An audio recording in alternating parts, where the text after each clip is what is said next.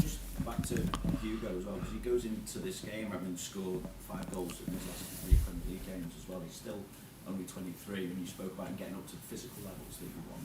What maturity then is he showing on and off the pitch to reach those levels that you want? And do you almost have to protect him a little bit more now because of the injury to Alexander? No, I think he showed a lot of hard work to get to this fitness level where he is at the moment. It sometimes took me a bit of convincing that this all is actually really needed to become stronger. But he always did it, and not always with a smile on his face,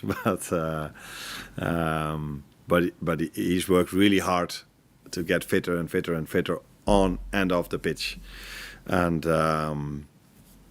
now I've tried to convince him as well. The better you defend a set piece, the bigger chance you have to score a goal on the other end. Because if you are 0-0, it's easier to score a goal than when you're 1-0 down. This might sound strange, but what it does with the energy levels of the other team, if you are conceding or if you are 1-0 up, that is a difference. So for us, for him to score goals, it's also important that we hardly concede, let alone in set pieces. But he's worked really hard to get where he is now, and I think he's ready to go into a program we are facing now. But he's not the only number 9 I have. Federico Chiesa can play in that position as well. So yeah, I have the chance to maybe, I wouldn't say rest him, but take him off if he's completely tired, with Federico Chiesa being available. Also, 6 games unbeaten now as well, no competition. What do you feel has maybe changed over the last few weeks that has really thrust you back up at the Premier League? And as you said earlier, you're 5th now, but level on points with Chelsea on 29. Yeah. Well, I think the main thing that has changed is that we, apart from the second half against Brighton, we haven't conceded that many chances as we did in the run we had before.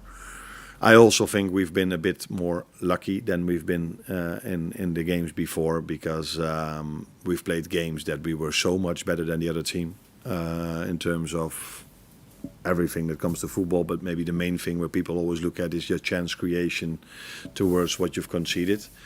Now in the last game against Spurs, I don't think we had many more chances than them. And in the game against Brighton, it was equal as well. And those are the 2 games we've won. So that's what you get with a low-scoring sport. We've been many times, so unlucky with the result. Almost every time. But in the last 2 games, I wouldn't say we don't deserve it, but it was more of an equal game, those 2, than many other games we've played that we've lost. So yeah, that's the nice part of football, that the performance doesn't always gives the result that you can expect. Thank you, everyone. Wake up next door. You're welcome.